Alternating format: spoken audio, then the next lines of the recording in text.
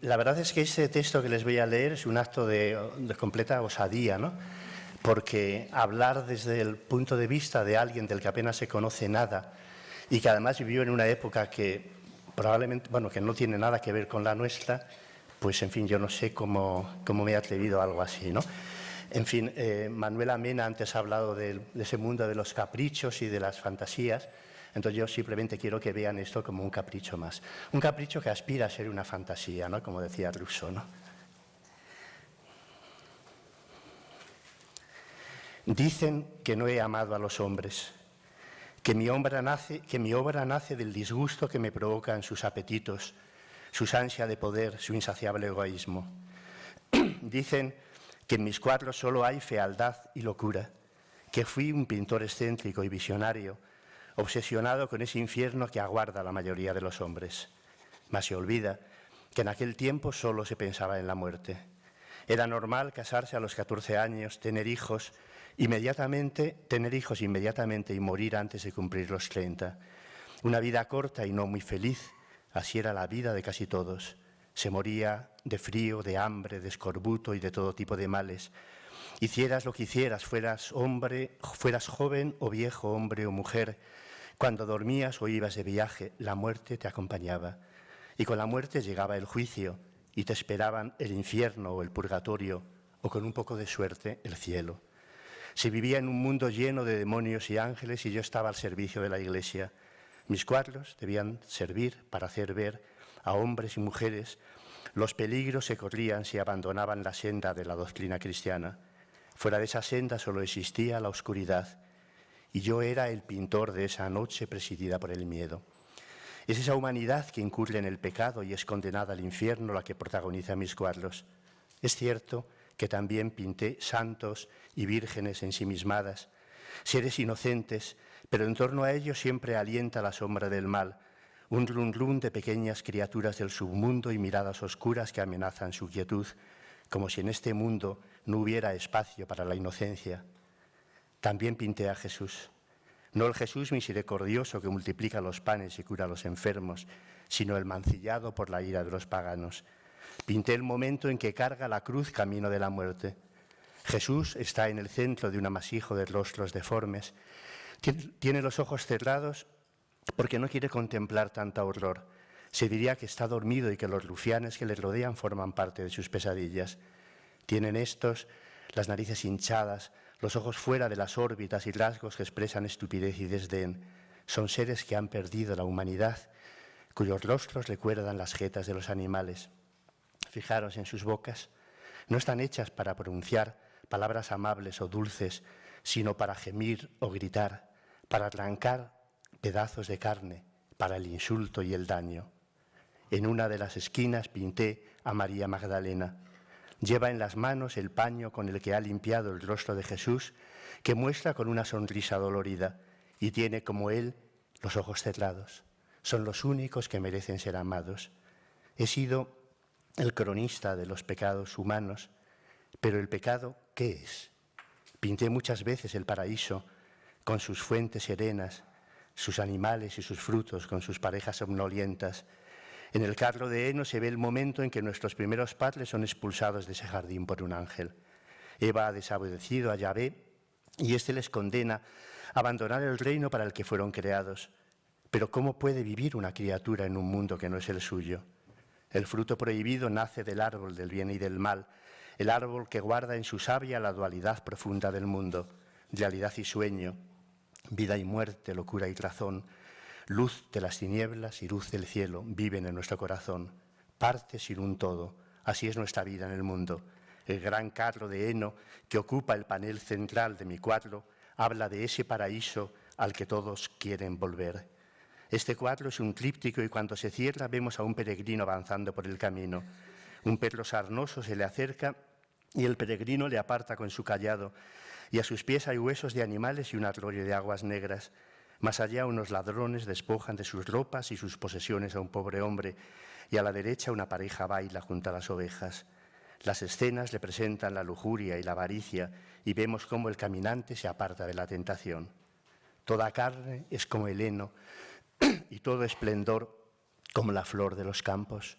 El heno se seca, la flor se cae, dice un versículo de Isaías. Por eso, alrededor del carro, pinté peleas, crímenes, deseos insensatos, como si la presencia del heno volviera loco a los hombres y todos quisieran su ración de locura y felicidad antes que ese esplendor desapareciera y las flores se marchitaran. Ya os he dicho que vivíamos en un mundo oscuro y lleno de carencias, un mundo asolado por epidemias y guerras donde la vida apenas valía lo que ese heno que se pudre en el campo. En el panel de la izquierda pinté la historia de la creación. Arriba se ve el momento en que Dios expulsa a los ángeles rebeldes a causa de su soberbia y cómo al caer se transforman en sapos, insectos y en otras criaturas repugnantes. Era una forma de advertir a los hombres que si persistían en sus pecados podían transformarse en criaturas como esa. Debajo de esa escena pinté la creación de nuestros primeros padres y más abajo aún su primer pecado y el momento en que son expulsados del paraíso. Un ángel que blande una espada les indica el camino a seguir. Lo que aparece en el panel central, sin embargo, es la guerra de todos contra todos, el resultado de la maldición. Pero fijaros en el carro de heno.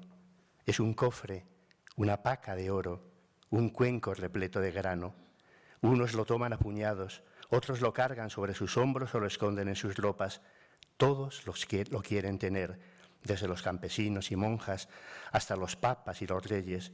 Mas el heno no disminuye, nunca se agota. El carro siempre está igual. Habla de un alimento desconocido.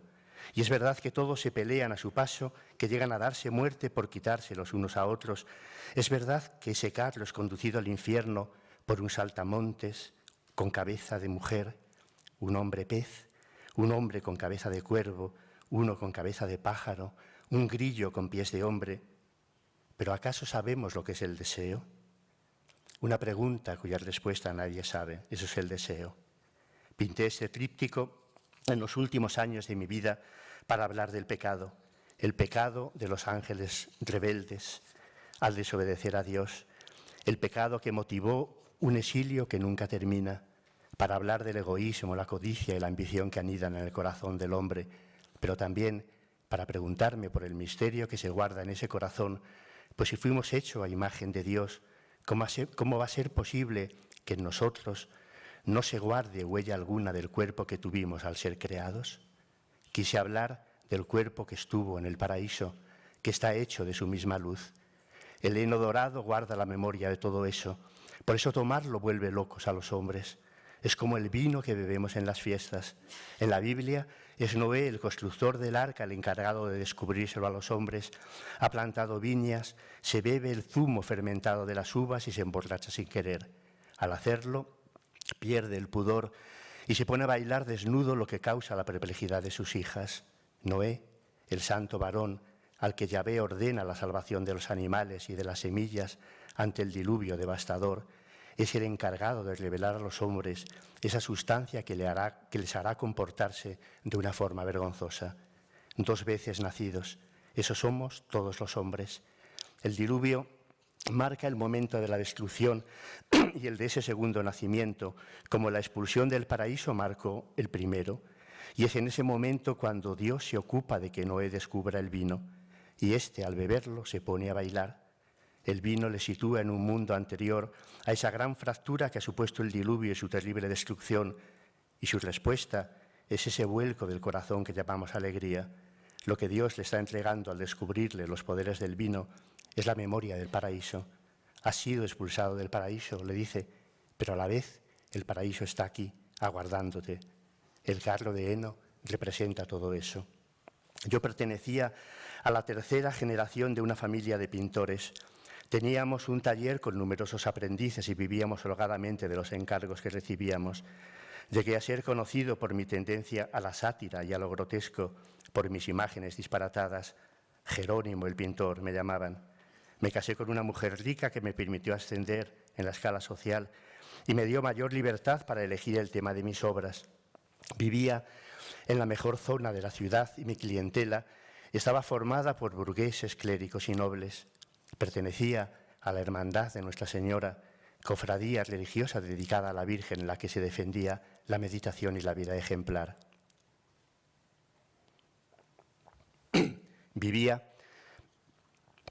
Pintaba para defender esos principios y denunciar la debilidad humana, tan proclive al engaño y a las tentaciones. Uno de mis encargos más importantes lo recibí en 1504, en que pinté para Felipe el Hermoso mi tríptico del Juicio Final. Era una época cruel, en que la organización de los estados nacionales brillaba por su ausencia y en el mundo rural reinaba la ley del más fuerte. La ignorancia y el analfabetismo alcanzaba a la mayoría de la población diezmada por enfermedades endémicas y epidemias devastadoras como la peste. Las guerras eran interminables y una parte importante de la Iglesia estaba corrompida por el lujo. Mi obra habla de ese mundo enfangado en el pecado, sin esperanzas de salvación. Pero mentiría si dijera que solo habla del pecado. Con frecuencia abandonaba mi casa y me gustaba mezclarme con la gente. Visitaba los mercados de ganado, los arrabales, las tabernas donde pernoctaban los viajeros, los talleres de los artesanos. Disfrutaba de los dichos y refranes de las mujeres que venían del campo, con sus costumbres y leyendas. Era un mundo lleno de supersticiones, inclinado al humor burlesco, a veces cruel. La gente se pregunta de dónde saco las imágenes disparatadas de mis cuadros, y yo les contesto que de las cosas que veía en calles y plazas. En el mundo todo está mezclado. Los ladrones viven con los hombres honestos, los creyentes con los que nada creen, las criaturas dotadas del lenguaje con las que carecen de él. Al frío del invierno le sucede el bochorno del verano, a la furia de la tempestad los campos en calma. La vida es un conflicto de contrarios, la dicha se transforma en dolor, la luz en oscuridad, el amor en desolación. Los demonios, monstruos y animales extraños que pueblan mis cuadros representan el lado oscuro de la naturaleza y la muerte, el mundo de lo ignoto. La pelea contra todos ellos es la pelea entre las fuerzas de la luz y las de la oscuridad, del cosmos y el caos, la pelea de San Jorge con el dragón. Si la miráis bien, la escena central de mi tríptico del juicio habla de un lugar de pruebas y de iniciación, del momento en el que el alma entra en el reino de la muerte para descubrir su propia profundidad y altura. En esta escena están representadas las acciones que los alquimistas llevan a cabo en sus laboratorios, la calcinación equivalente a la muerte del profano, la putrefacción que implica la separación de los restos destruidos, la solución que expresa la purificación de la materia, la destilación o lluvia de la materia purificada, la conjunción que habla de la coincidencia oppositorum y, por último, la sublimación, que simboliza el sufrimiento derivado de la extinción mística del mundo. Solve y coagula, tal es la fórmula que preside las vidas y los afanes de los alquimistas. Analiza todo lo que eres, disuelve todo lo inferior que hay en ti, aunque te rompas al hacerlo, coagúlate luego con la fuerza adquirida en la operación anterior. Es lo que nos piden. Esa búsqueda no es distinta a la que se lleva a cabo en el taller de un pintor.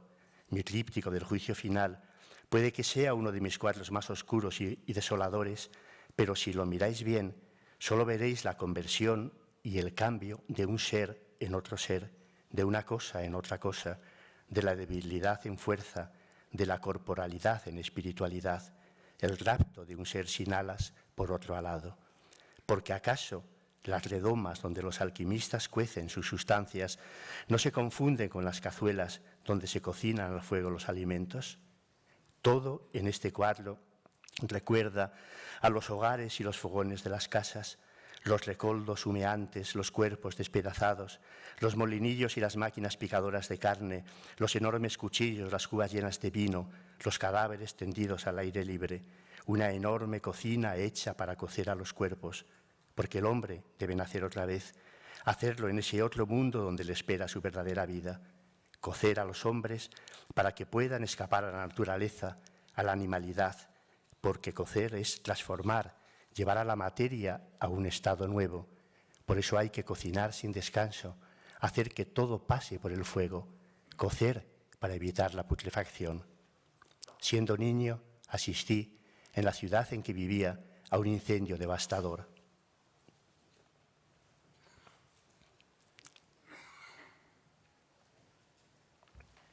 Cerca de 4.000 casas fueron destruidas por un fuego que nada lograba detener.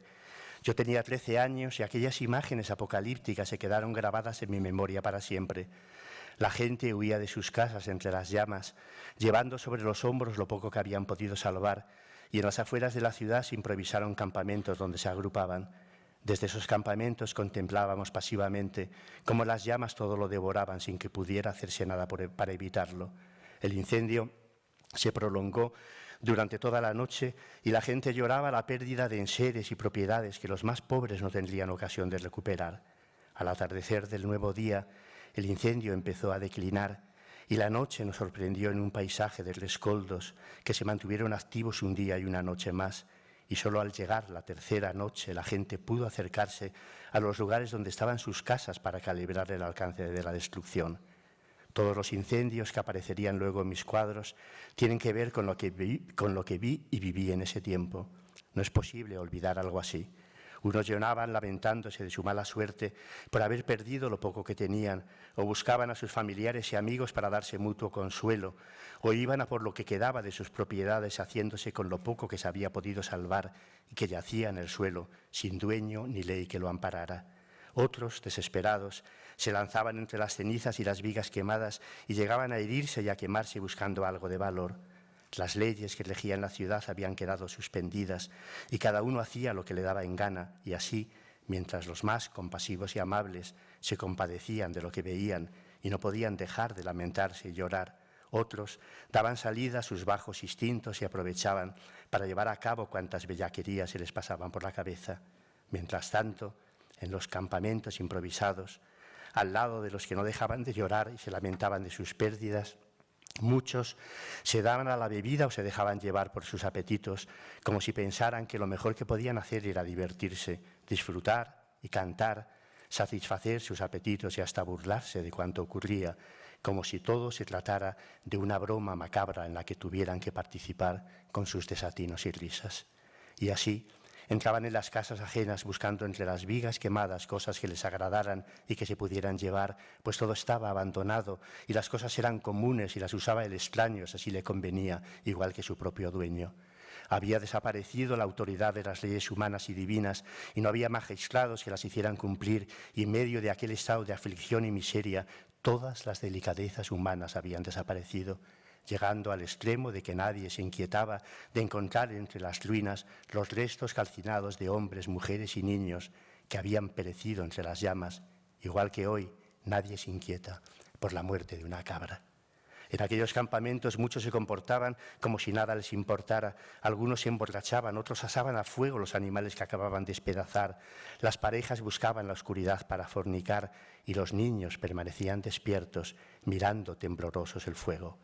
Las imágenes sagradas que se habían salvado de las iglesias estaban junto a los aperos de labranza, los cálices junto a los enseres de las casas, los cuchillos de la matanza sobre los instrumentos de música, las barajas y las cubas de vino junto a los libros de oración. Incluso a las mujeres, por jóvenes, bellas o nobles que fuesen, no les importaba mostrarse ante los demás semidesnudas, dejando ver todas las partes de su cuerpo, y proferían palabras burdas e hirientes, contrarias a la natural discreción que corresponde a su sexo. Todo estaba mezclado, roto. El mundo era una colección de fragmentos imposible de conciliar entre sí. Y una de esas noches, un grupo de muchachas tomaron un burro que andaba por allí y le llevaron donde los demás estaban bebiendo y cantando. La habían adornado con una guirnalda de flores y de sus aperos y cabezada colgaban borlas de colores y campanillas de plata. Una de las jóvenes llevaba una túnica de lino blanco con franjas azules, con un largo velo ribateado en rojo y unas graciosas sandalias bordadas. Las otras lo rodearon para acariciarlo. Una de ellas se acercó a su oreja y musitó algo entre risas, y dos más la imitaron.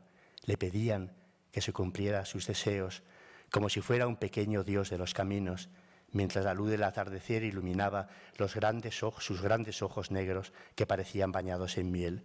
Luego le llevaron heno y frutas que pusieron a sus pies y se pusieron a bailar junto a él, lo que atrajo la curiosidad de la gente que se iba sumando al alegre coro.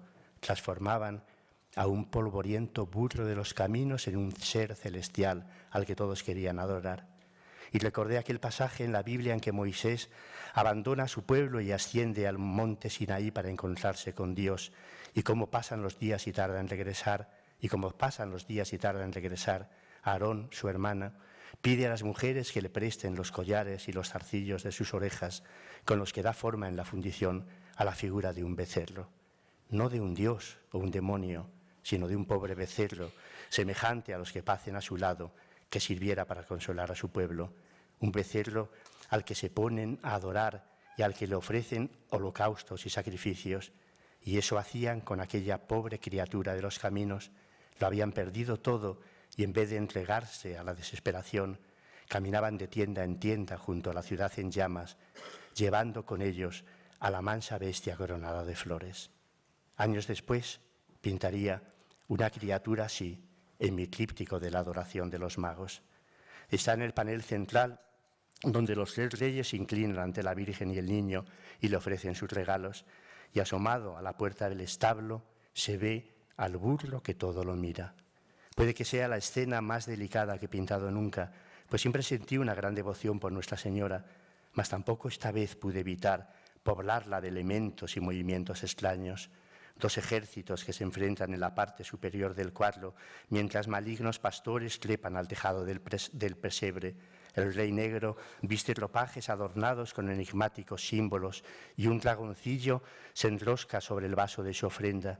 Un sacerdote oriental enjollado, con una sonrisa que más parece una mueca, enseña en la puerta del pesebre una pierna llena de llagas, y un viejo contempla siniestro la escena desde un ventanuco.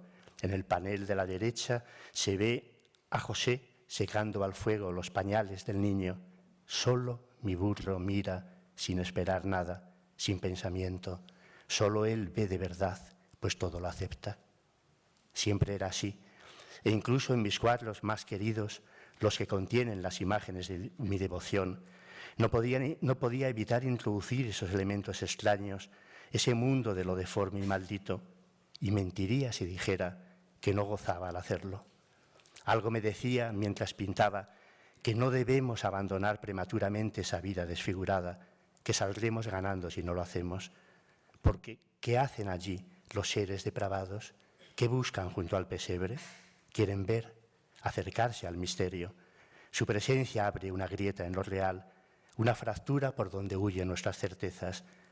¿Pero acaso Jesús no era como ellos? ¿No vino al mundo para abrir una grieta así? Defendió a las prostitutas, devolvió la vista a los ciegos, maldijo a los sacerdotes y a los poderosos, rompió el equilibrio del mundo al regresar de la muerte. Lo grotesco es una conducta que desequilibra las cosas, que nos hace preguntarnos por lo que no comprendemos: la muerte, la locura, la risa, lo maldito, el mundo del sueño. Una conducta que provoca en nosotros una visión. Fijaros en lo que les pasa a mis santos. Están como dormidos, no protestan. Las cosas extrañas que les suceden apenas les afectan. No luchan contra el mal, no se enfrentan a sus visiones. En el panel derecho de mi tríptico de las tentaciones de San Antonio, unas criaturas aladas que recuerdan insectos llevan al santo por los aires, y más abajo un grupo de hombres lo cargan dormido en sus brazos. El santo no hace nada por rebelarse, acepta mansamente lo que le sucede, se comporta como un viajero abandonado en un país del que todo lo desconoce. Alguien que abre los ojos y se descubre en un mundo poblado de criaturas incomprensibles y de misteriosas transformaciones. Viajeros inmóviles en mundos que no existen. Esos son mis santos. Fijaros en el panel central de este cuadro. Unos monstruos vuelan por el aire, otros escapan del fuego o se arrastran por la tierra, y los hay que bullen agónicas en las aguas negras del río. Personajes siniestros se reúnen en torno a una mesa, y otros no menos extraños surgen de una cereza. Al fondo vuelve a verse un incendio. Sus llamas transforman en oro lo que tocan, mientras disparatadas máquinas voladoras surcan el espacio. Hay una torre que recuerda la Torre de Babel, un animal de oro y una mujer vaina que lleva a un niño en los brazos. Los animales, los vegetales y los hombres conviven en un plano de igualdad, y en la torre alguien señala un crucifijo, como si este fuera una extravagancia más en este mundo disparatado. El santo está rezando, nadie le presta demasiada atención, es una criatura más entre los otros. Así son mis santos, no hay melancolía en ellos, no anhelan cosas que no pueden tener, no se preguntan por lo que les pasa, están aislados, son los guardianes de un misterio que a nadie importa, los príncipes de su propio fracaso. Se parecen al burro de mi adoración, quieren permanecer en la puerilidad del sueño, que su vida se confunda con un vago flotar. Incluso mi San Cristóbal parece a punto de dormirse mientras camina llevando al niño en sus brazos. Es el gigante que ayuda a los caminantes a cruzar el río, el portador compasivo para quien el peso de los niños se confunde con la dulce gravidez del sentido. En otro de mis cuadros se ve a San Antonio sentado en el hueco de un árbol y a su lado dormita un cerdo de aspecto amigable que lleva una campanilla en la oreja. Están a la orilla de un río y malignas criaturas se acercan sigilosas por las aguas.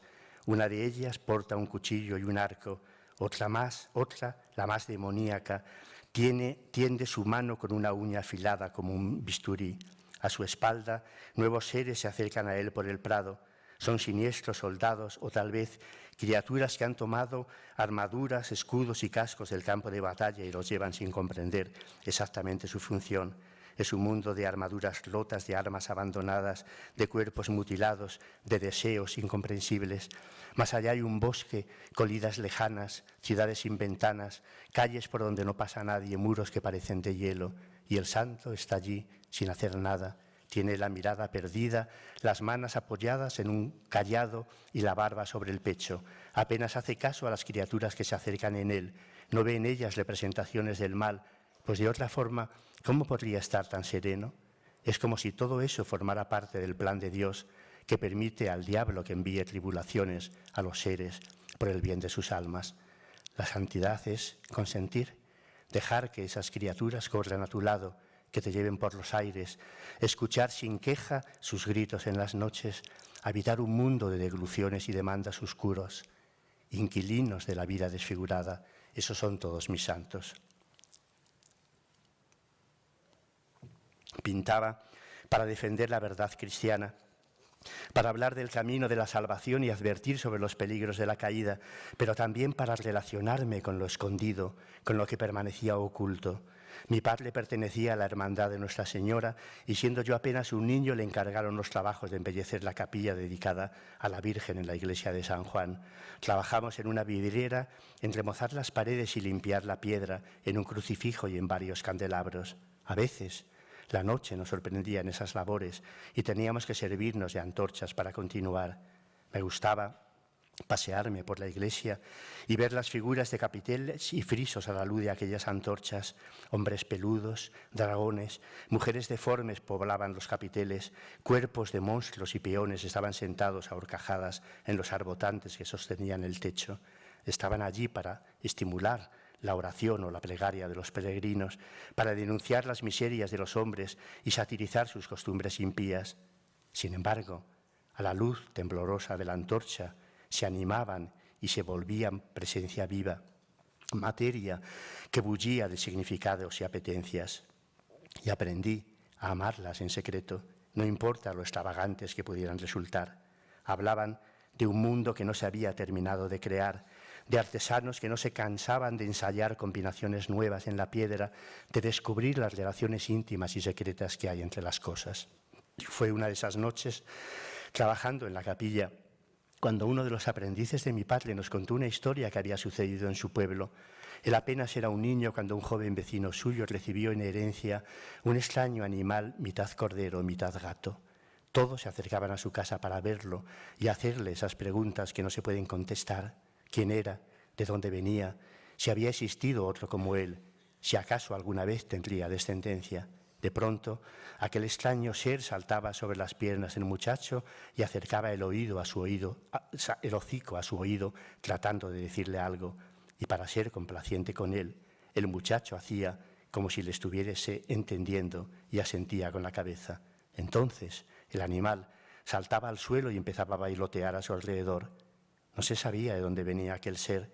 Se decía que lo había recibido en herencia de un tío suyo, maestro en las artes de la alquimia y la brujería, y que era el producto de uno de sus experimentos prohibidos. Sin embargo, no provocaba repugnancia ni miedo, y los niños querían acercarse a él para acariciarle y cogerle en sus brazos. Hablaba de un mundo que nada tenía que ver con el nuestro, lleno de miseria y oscuridad, de un mundo donde lo maravilloso aún tenía un espacio en la vida de los hombres. Entonces, aún creíamos en esas cosas, y no era raro escuchar en boca de los viajeros historias semejantes, historias que hablaban de lugares remotos, habitados por seres que en nuestro mundo no se conocían. Algunos tenían un solo ojo, otros tenían los pies al revés, otros eran de dos sexos y tenían el pecho derecho de hombre y el izquierdo de mujer, y si se acoplaban podían concebir y engendrar alternativamente. Otros no tenían boca y respiraban tan solo a través de la nariz. Otros no medían más de 1 metro y por eso los griegos los llamaban pigmeos. En cierto lugar, las mujeres podían concebir a la edad de 5 años y no vivían más de 8. Cuentan también que existía un pueblo de hombres que tenían una sola pierna y no flexionaban la rodilla, aunque eran velocísimos. Se llamaban esciápodos porque en verano, cuando se tumban en el suelo, se protegen con la sombra de su propio pie. Me nutría de la contemplación de las piedras talladas de las iglesias con sus gárgolas y grifos, pero también de las estampas que circulaban por los mercados y de las imágenes de salterios y de los libros de las horas. Me nutría de los bestiarios y de los relatos de Plinio el Viejo y de otros como él. Había entonces una gran afición a coleccionar piedras grabadas con fantásticas combinaciones de cuerpos humanos y animales a los que se concedían poderes mágicos, y los niños los buscábamos en los puestos del mercado para verlos. Contenían todo tipo de anomalías orgánicas, cabezas de las que surgían piernas, brazos o pies empotrados en las cinturas, cuerpos humanos con cabezas de animales. Aquel mundo, ya lo he dicho, no era tan distinto al que encontrabas en calles y plazas. Ciegos que maldecían a los paseantes, que les negaban una limosna, mutilados que exhibían sus muñones, enanos que mostraban sus órganos sexuales, prostitutas que ofrecían sus cuerpos llenos de llagas, niños deformes, muchachas con los vientres hinchados como vejigas, ancianos que dormían en los establos al calor del ganado. No son diferentes a las criaturas que pueblan mis cuadros. Todos quieren vivir.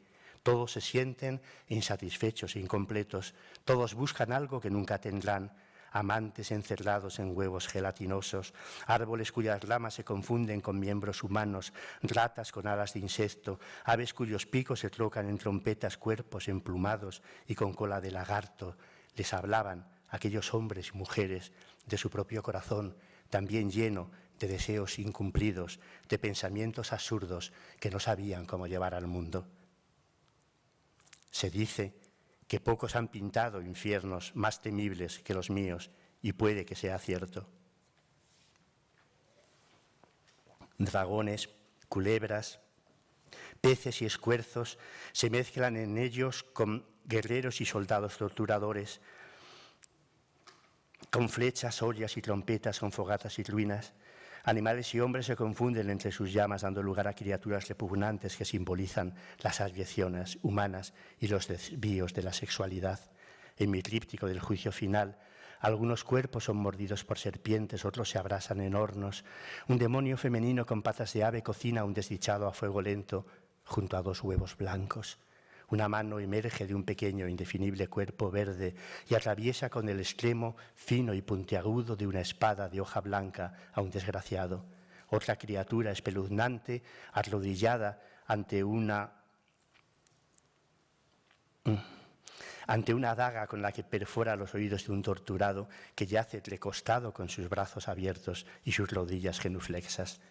Pero esa criatura, con un embudo en la cabeza, el enano con sombrero rojo y cola de lagarto, la cabeza con piernas que lleva un naipe en la boca, los hombres rueda, la monja que cocina cuerpos humanos, ¿acaso no son como los bufones que en las ferias nos consuelan de las miserias de la vida?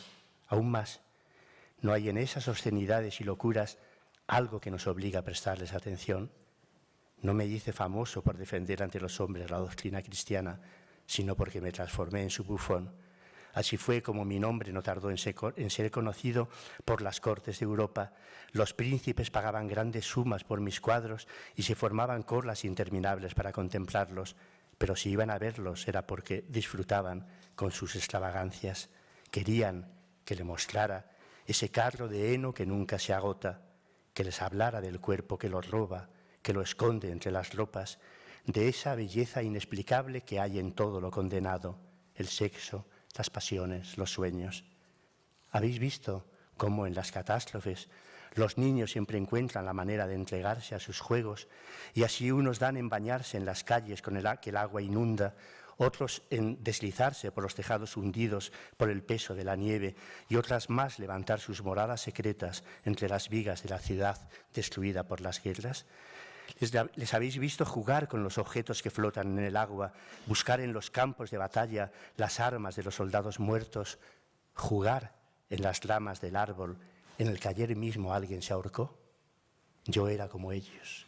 Mi reino eran las ruinas del corazón humano, el árbol del ahorcado donde juegan los niños. Eso es toda mi obra.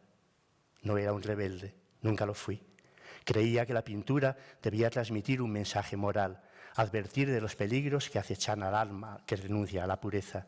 Me limitaba a servir a una doctrina en la que creía fervorosamente. Sé que muchos opinaban que estaba loco, que mis monstruos y quimeras alimentaban extrañas herejías que hacían del cuerpo y de los excesos su única razón de ser. Pero yo no era distinto, ya lo he dicho, a los miniaturistas que adornaban los libros de los códices, los salterios y los libros de horas con todo tipo de criaturas extrañas. En ellas no había solo fealdad, sino también una inexplicable belleza.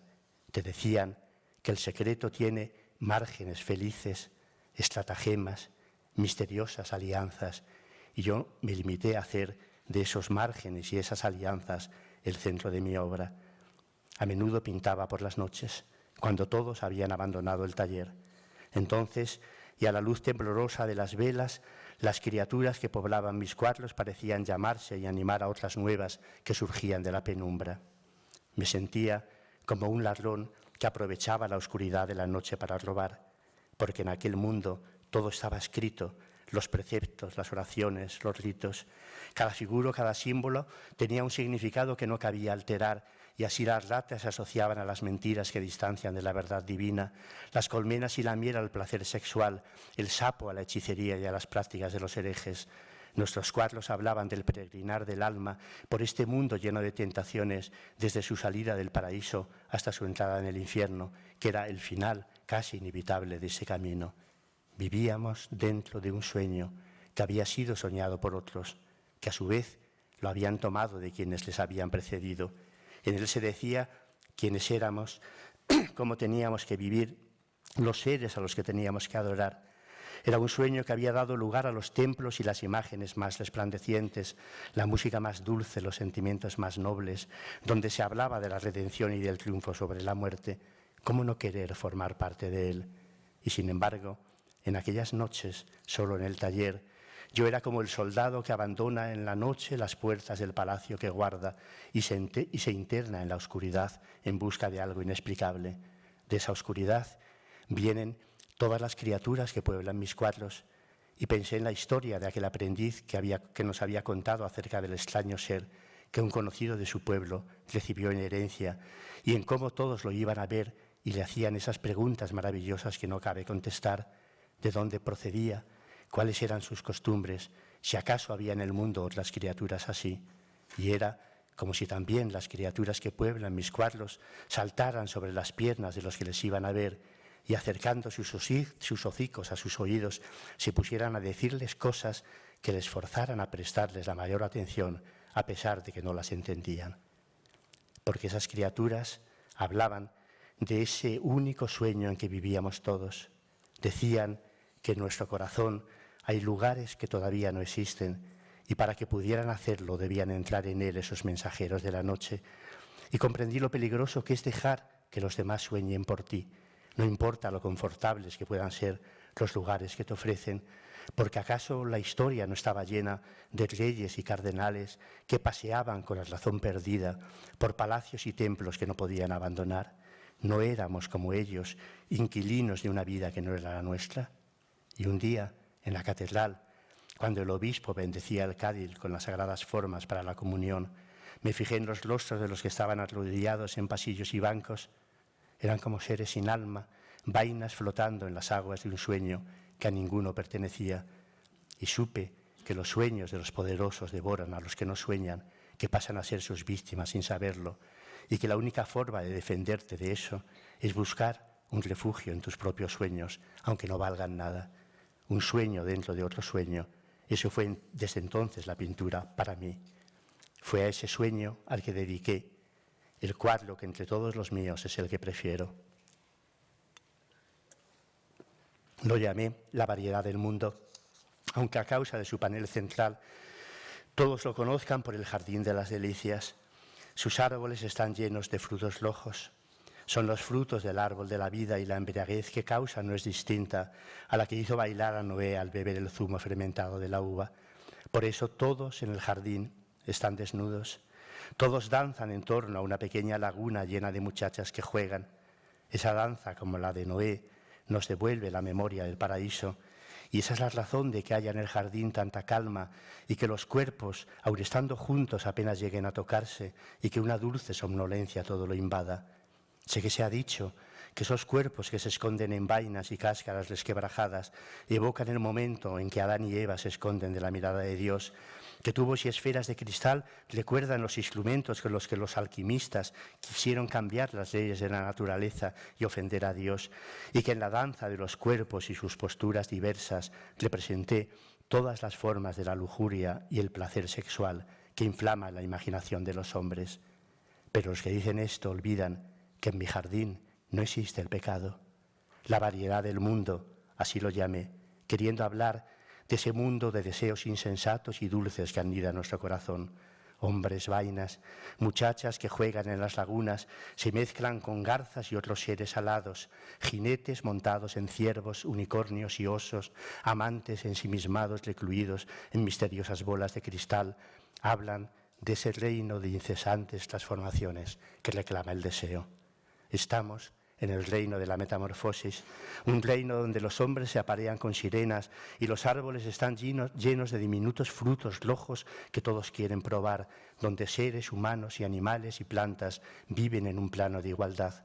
Un reino que recuerda aquel monte santo descrito por el profeta Isaías, donde el lobo y el cordero eran apacentados juntos, el león comía paja junto al buey, el polvo era el alimento de la serpiente y donde no existía ni aflicción ni daño alguno.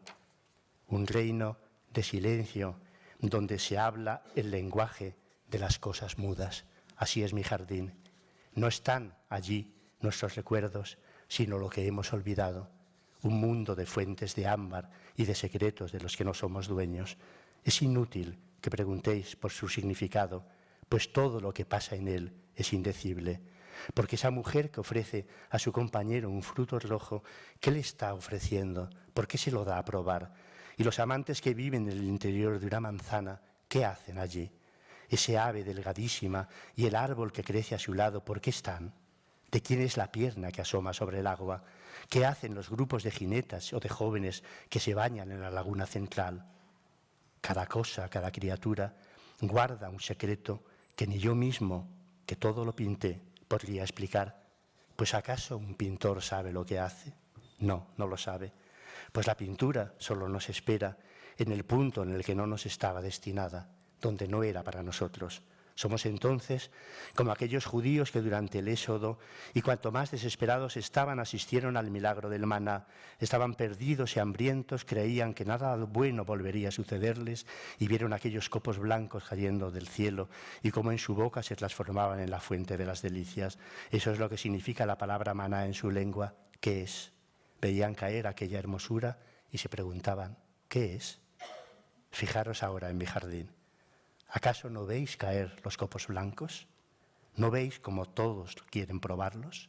Fijaros en las muchachas que hay en la laguna central. Algunas llevan frutos rojos en la frente, otras dialogan con garzas y cornejas. Las de raza blanca se mezclan con naturalidad con las de raza negra. No sabemos qué hacen allí, qué esperan. Se comportan como si pensaran que les basta con extender sus manos para tomar lo que quieren. Ved ahora el círculo de los jinetes. Unos llevan huevos o peces, otros se cubren con pétalos inmensos o hacen acrobacias sobre monturas que unas veces son caballos, otras dromedarios, cerdos, vacas, leones. ¿No les veis alzar las manos, adoptar todas las posturas inimaginables, como esperando recoger algo del cielo? Y todos los otros, los que en círculos aún más amplios reposan en la hierba, se ocultan en mejillones o vainas o se transforman en flores, ¿qué esconden? ¿Por qué necesitan buscar los lugares más imprevistos para guardarlo? Esa muchacha, por ejemplo, que yace junto a un joven cuya cabeza es un fruto azul, ¿por qué lo mira así? ¿Qué esconde un corazón como el suyo? ¿Qué es? ¿Qué es? Oímos decir por todos los rincones del jardín y es como si el maná siguiera cayendo en el mundo. Hemos sido expulsados del paraíso, pero a la vez permanecemos eternamente en él. Es lo que nos dicen esos copos que no vemos. Ya soy un viejo. El tiempo ha pasado por mi vida sin que me diera cuenta y de pronto me descubro enfermo y cansado. He dejado de pintar y el taller que tanta fama nos dio permanece cerrado. Vivo solo, pues mi mujer murió hace años y mis hijos tienen cada uno su propia vida. Algunas tardes voy a ver a un viejo amigo. Es orfebre y a pesar de su edad sigue trabajando en su oficio y me entretengo viendo cómo lo hace. Es hermoso ver el cuidado con que labra la plata, su paciencia, que de esos gestos tan humildes surjan custodias e imágenes que luego resplandecen gloriosas en los altares. La otra tarde, estando a su lado mientras trabajaba, oí parloteos y risas que venían del patio y me asomé a la ventana. Allí estaban las jóvenes nietas de mi amigo con otras amigas. Se estaban lavando y sus melenas brillaban sobre los hombros mojados. Eran como las muchachas que pinté en la laguna central de mi jardín y me pregunté si acaso la religión que profesábamos no se había equivocado al descartar el éxtasis por los misterios y los presentes de esta vida. Aún más, no nos excluía de aquel monte santo descrito por el profeta al hacer del amor terrenal y el celestial reinos irreconciliables. Mi madre solía cantarme una canción que hablaba de una novia. Alguien le preguntaba que cuál era su dote y ella contestaba que su propio corazón lleno de alegría. Mi madre me decía que había visto morir a muchos hombres, todos dormían profundamente bajo la tierra. Allí no tenían confidentes, ni amigos, ni amantes. Numerosísimos eran aquellos que habían partido, hombres y mujeres como nosotras, pero no había oído a nadie decir que nadie volviera, a nadie jamás. Y no quería que yo viviera en un mundo lleno de quimeras. El corazón de una novia era lo que deseaba para mí. Y viendo a aquellas muchachas jugar y reír en el patio, comprendí que nunca había dejado de buscar lo que ellas tenían. Con sus juegos y risas te decían que en el mundo hay lugares donde no existe el pecado y que te podían llevar a ellos. Mi cuadro, El jardín de las delicias, habla de ese lugar sin culpa que es la felicidad. No perdáis el tiempo tratando de explicar qué significa, ni hagáis caso a lo que se cuenta de él. Habla de la gracia. Nos dice que no tengamos miedo, que no debemos renunciar a la locura de este mundo, a pesar de su infinita tristeza. Muchas gracias.